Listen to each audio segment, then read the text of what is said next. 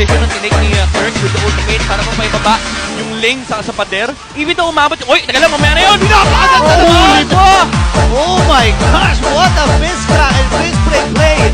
Para dito. Sino nga ba ang kanyang maaabot? Sa ngayon, Chronicle Kings, they're also waiting! Pasok na kakagad. Ito si James! And Haji C ay nakakuha ng kill. Habang si Evan David nakabawi. Wala na kagad si Kiko. Ngayon, dalawa na po. Kirk! Chronicle Kings. Right on board. Senaryo dito sa kanyang pagong ng laban. Sino nga ba mauna? Diyan agad ang Predator Strike. Pati yung, pati yung Biko na gamit na kagad ni Super Prince. Ngayon ay pweswahan at Cruiser Fight sa pagong. Pasok ni si James. Pero si Kiko pa rin ang magwawa dito sa pagong. Kailangan madrag. Cruiser